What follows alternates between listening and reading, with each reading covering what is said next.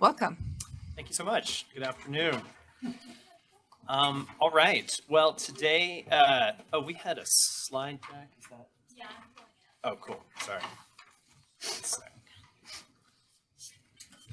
Hey, Mark. Well, how about yourself? What's that? Yes. Yeah. Although I mentally transitioned to like warmer weather, so the snow fallback is always hard. It's April. There's always snow. I know. It happens to me every year. I get so excited and then the snow hits again. And yeah. I planted all my starts, but thankfully they're all indoors right now. Oh, that's good. That's good. I have a few tulips that always bloom. It looks like we have the slide deck up. Yeah, pull that close. There we go. All right. Well, thank you so much for letting me come before you today. We thought as part of our water summit, it would be a good idea to kind of go over what the state has done at the legislative level. Much has been made about that this was kind of the water session, 2022 legislative water session. And so there were a lot of really good bills that were passed. And it was great to see that the legislature was making water policy a priority. And so the bills that we're looking at today aren't necessarily all the water bills that were up at the session this year, but they were the ones that we felt were most pertinent to the county. And so first up, we have HB 282 by Representative Wilcox, water-wise landscaping amendments. And so obviously landscaping plays a huge role in water use within the county, grass being the primary source of a lot of water use. And a lot of municipalities and public entities actually mandate grass as the only kind of landscaping that businesses and residents may use. And so this actually opens it up. It's not, there are a few loopholes, there are a few exemptions, but overall it'll create a much more flexible landscape out in the state. And it also prevents cities, counties, and HOAs from requiring turf in parking strips. And this is actually very helpful because A, nobody ever uses parking strips, but B, for organizations such as the county that have facilities in multiple municipalities, it allows us to make much higher level landscaping decisions rather than having it to be based on each individual municipality's own landscaping policies. And in fact, as we've been going around and talking to the different departments and facilities, the first thing they say is, well, so-and-so city has this landscaping requirement, so-and-so city has this landscaping requirement. And so this will allow us to take a much more unified approach in how we look at our park strips and how we can hopefully, xeriscape them and make them more water-wise. Next slide. Next up, we have HB 221 by Representative Spenlove, water conservation modifications. So this was primarily focused at state facilities. Basically, it's mandating that new facilities have much tougher grass and lawn restrictions than they currently do, and set some goals for that facilities must must meet by 2023 and then 2026. And that 25% by 2026 is a very ambitious number. And so I think this was great that they pushed this, and it really shows that the state is taking its facilities and water conservation very seriously.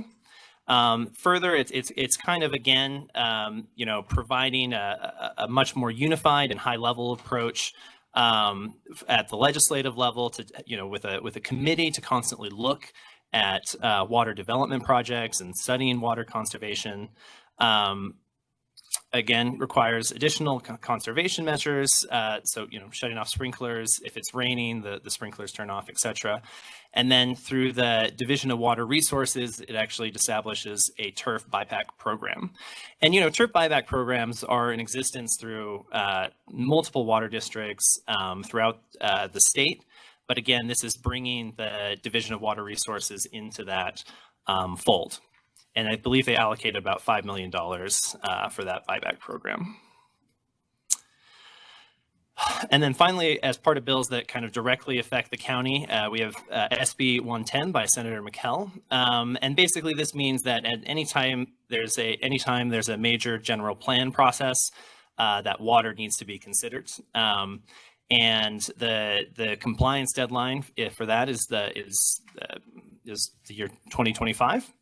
And in terms of that affecting the county, as you well know, we're going through our West General Plan process right now. From the beginning, we've always included water conservation as part of that process, and in fact, we believe it currently exceeds what's mandated in this legislation. But just in case, as we move forward and we haven't quite hit the marks that we wanted to, again, we still have 3 years to look at that. And the the great thing about this is, as you just look through the ARPA request you just, I believe, passed, is really going to allow us to look at, general planning on a much larger level. And so instead of having a patchwork of different water conservation measures throughout the county, we'll actually have, hopefully, a much more united approach, which long-term will lead to, I think, a lot higher water conservation numbers. All right, next slide, please. All right, so now we get into bills that don't quite affect the county as a whole, but are still pretty important and kind of have some touch points overall. And that is HB 242 by Representative Peterson. And this is the secondary water metering amendment that certainly had the most money put towards it. Secondary water is basically just untreated water. And throughout much of the state, that's unmetered. Essentially, that water suppliers will just supply whatever is needed by the customer without ever tracking it. And so the state has a ton of water use that we just don't have data on. And so this will allow us to kind of track that use. And data is king. And so as we get more data, hopefully the state will be able to better understand where all the water is going and better implement water conservation measures based on that data. The bill doesn't currently affect Salt Lake County operations. Again, it only affects secondary water suppliers, but we do anticipate, and we're somewhat supportive of secondary metering for county facilities down the road. So we'll be monitoring the legislature and future policy decisions that could affect the county. Right, next slide. HB 33 by Representative Ferry, in-stream water flow amendments. Again, this doesn't have too much effect on county waterways. In-stream flow is just essentially maintaining that the water in a stream can continue to flow without it being diverted upstream. And it's essentially one of the first pieces of legislation that provides rights to a waterway.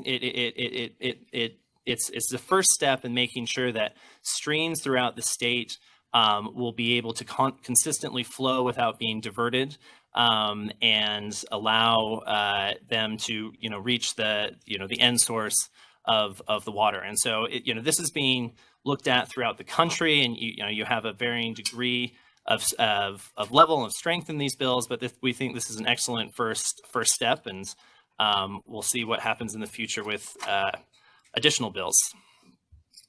And next up, we have our Great Salt Lake bills. And we will, Laura Vernon from the Great Salt Lake Advisory Council will be here, I believe, either next week or the following week. No, it's the following week because we're not meeting next week, to go over the Great Salt Lake in a much greater level of detail. And so this is just a quick touch point, but she'll be able to give you a much better presentation on the lake itself and kind of how these bills will affect that. But the big ones were HB 410 by Speaker Wilson, and essentially this is creating a first of its kind trust to help maintain water levels of the lake. It's no secret that the lake has been getting shallower and shallower, and that has all sorts of terrible effects, both economic and environmental, through air quality and dust. And so this is kind of the first time that a strong pot of money has been created and dedicated towards keeping lake levels from dropping any further. And then HB 249 by Representative Miles. And this is, again, kind of creating a higher level comprehensive plan on how to protect the lake and make sure that all the different flows and streams and rivers that go into the lake and having a better understanding of how they all operate and work together. And so it's a much more comprehensive approach to looking at the lake and studying it and making sure that we can keep lake levels from falling any further. Next slide, please. And so there were a couple bills, actually there were many bills that didn't pass, but these were a couple that just we wanted to highlight, and to kind of just show that, you know, there's different areas that you know, you can focus on with water conservation. SB 73 by Senator Iwamoto. You know, in developments are, you know, the big culprit with residential units is lawns, of course, but that's not to say that inside the home there are not you know, places that you can make improvements. And one is establishing standards for the amount of water that you know, a shower head or a toilet or a faucet can use. If you know, because you can really get some that are you know, just using a ton of water very quickly, and so this would have essentially set a sort of max limit of you know, gallons per minute that you know, each of these utilities could use. And then we have HB 95 by Representative Ward, landscaping requirements. This is essentially, this would have been a much sort of tougher bill than HB 282. It would have just outright banned all municipalities and HOAs from prohibiting, from mandating turf on any property. It didn't pass most likely because they viewed HB 282 as a compromise. But it's just to kind of give you an idea of the spectrum of, you know, regulations versus incentives that the legislature was looking at this year. All right. And then kind of just some last takeaways for the county to kind of look at. It really was one of the strongest sessions for water conservation. Really has, you know, water conservation's never been as big of a focus as it was. I'm sure everybody heard how they actually got a couple of helicopters and flew legislatures over the Great Salt Lake to just show like how far the lake has receded, and it's you know, one of those really visually powerful moments that I think made a big difference in terms of getting a lot of these bills passed. We're going to continue to monitor you know, the drought and how much you know, snowfall levels. Obviously we've gotten some nice late season storms, so hopefully that helps us.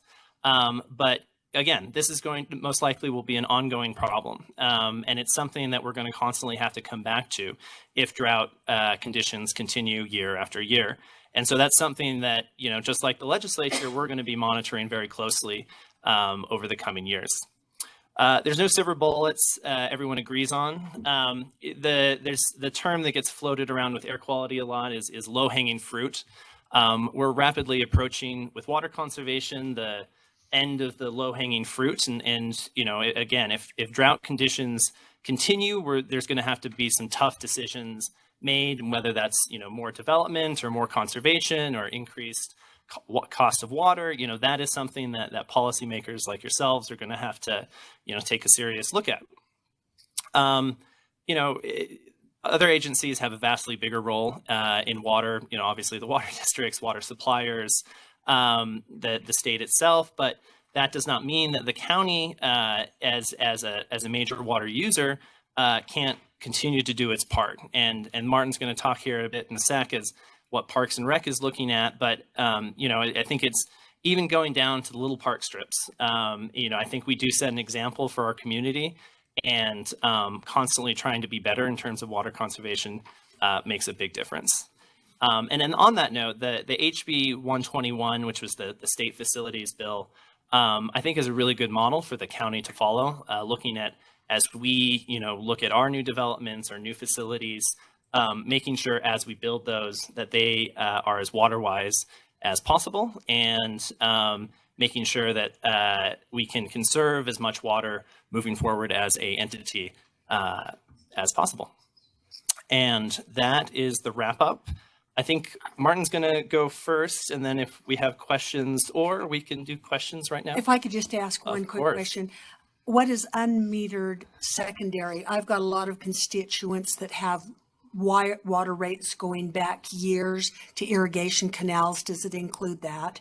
No, not at the moment. It's only for suppliers. So this is unless your constituents are water like suppliers, this only affects like rural water districts. Okay. Yeah, and so currently in urban counties, this bill doesn't have a major implication at the moment. But that's just not to say that down the road there could be secondary metering laws for residential or commercial users. Correct. Okay.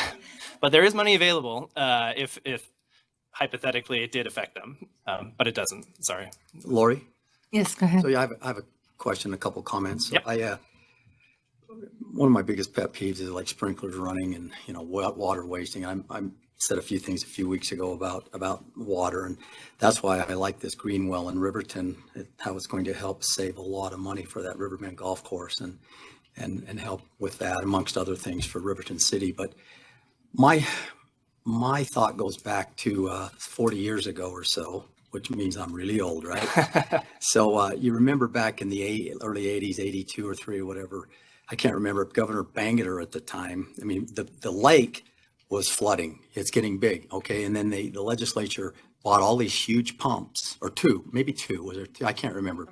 Jim, help me remember. Anyway, there were 2 big, huge pumps out there, and then it started to recede, and I forget how many millions those cost, and maybe they're relics. They're still sitting out there. I'd like to go see them. Probably, if they're there. yeah. But and so everything was coming unglued, and we had to do something. They were going to pump the water from the lake out onto the salt flats, because of that. And then the State Street was flooding. We were fishing and all that. Was it 83? I can't remember. Somewhere 84. It was 83, and there were sailboats going There you down down 13 South. So I'm going a long way around the barn, but bear with me for a minute on this. So anyway, my point is do you know if there's any history, 20 years at a time, 40 years, 50 years at a time, where the ebb and flow, where the lake is expanding and we're worried about flooding, and then all of a sudden it recedes, and all of a sudden, because now we're worried about, the lake is getting too little and all the problems it causes. And then, so is there a natural procession to the Great Salt Lake? And do we have historical data as to maybe every 30, 40 years it gets real big and it goes down, then it gets big again and it goes down? Or that's my question. Yeah, no, I think that's a good question. I will say I don't want to spoil Laura's presentation. I'm sure she'll be able to give you a much more deeper answer into that. But yeah, I mean, I think since they've been tracking lake levels, there have been ebbs and flows. I would say that right now, I think the levels are pretty unprecedented in terms of how low they are. And I think that's why you're seeing so much attention being put in to the lake right now.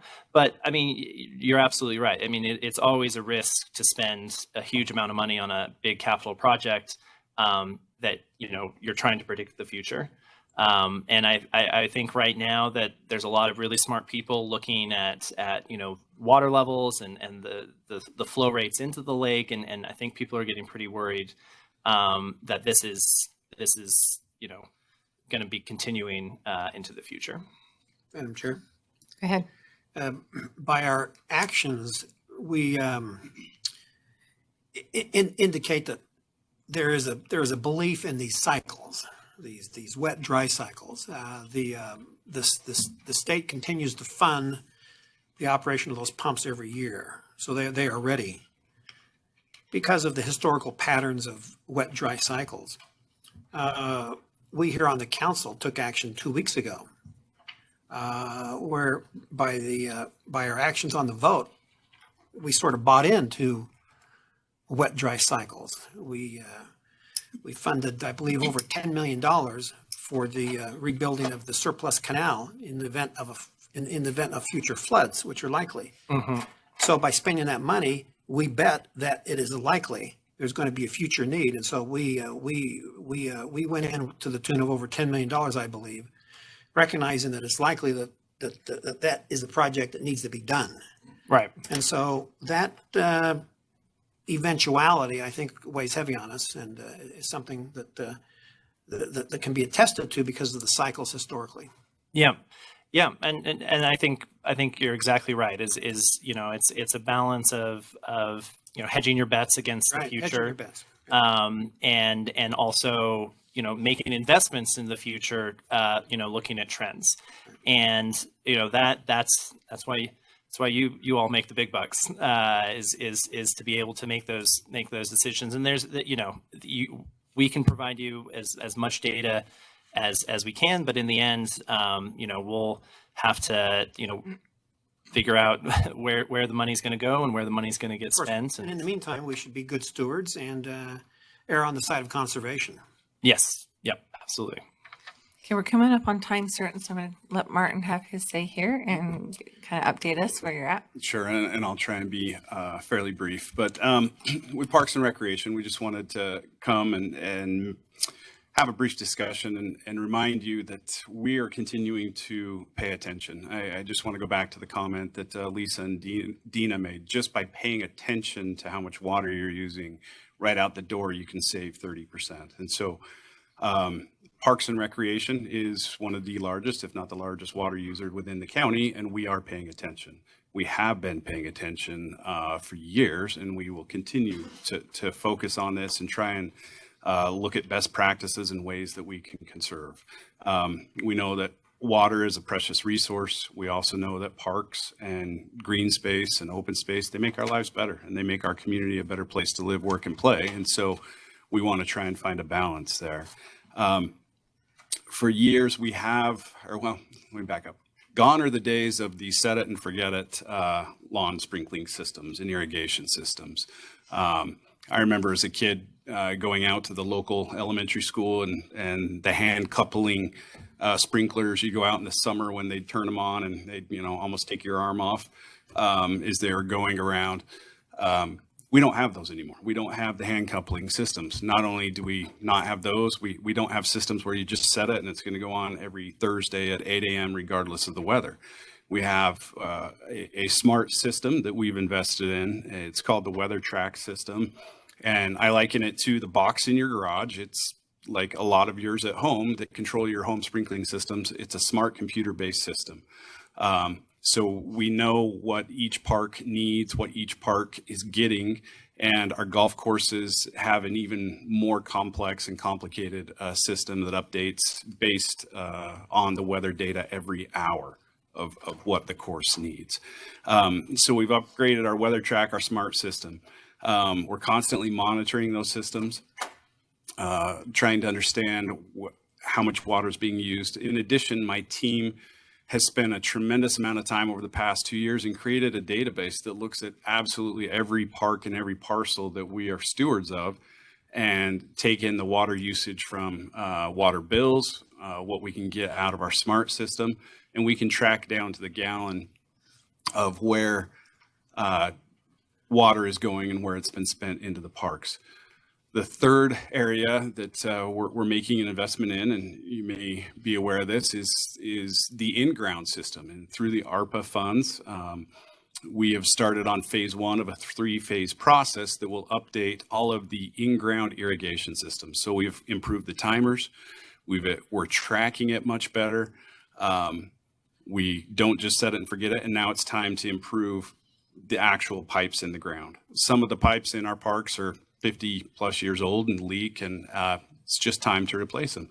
Some of them are a little bit newer, but we're going through each and every park that is owned by Salt Lake County Parks and Recreation, making sure that we have the best system set up, that we have systems that are set to separate so that we can water our trees and keep our urban forest and canopy healthy. when needed, and that we can reduce water within our turf areas and try and conserve and even let some of those go dormant if we have to. We are trying to be proactive as much as possible.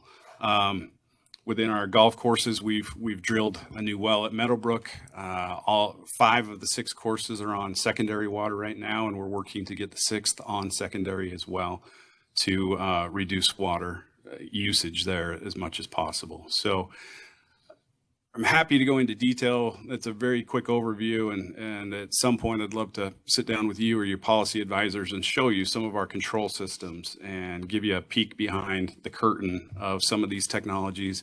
Our team really does care. We're out there getting our systems ready. We are delaying until May 15th to begin watering, and hopefully we'll continue to have some storms coming in so that we could even delay that further if it warrants. Our teams will be out repairing and looking at some of the almost 75,000 sprinkler heads that we have in our system. And so you may see a park with a system charged or people out there turning them on and checking the systems, but we won't be watering actively in our park system until the 15th. Madam Chair, Yes, go ahead. do we know, and I know time is of the essence, so I'll be brief, but do we know to what extent, if any, ARPA dollars can be used towards xeriscaping our properties or modernizing our irrigation systems? I would have to defer that to our attorneys, but that's a good question. Darren, I'll ask. take a stab. Yeah, I think that, so water infrastructure is specifically included and eligible, but I'm not sure that water sprinkling system infrastructure is what they meant. Having said that, I'm going to type a question to the Daves right now. Thank you. And I forgot to mention that we will, over the next couple of months, be bringing kind of a slate of different proposals and projects and policies that the county could potentially adopt for your consideration. So Martin's got some great ideas, and there's a whole slate of things that we can be looking at. So that's all we got. All right. Any additional questions from council? Fabulous. Thank you.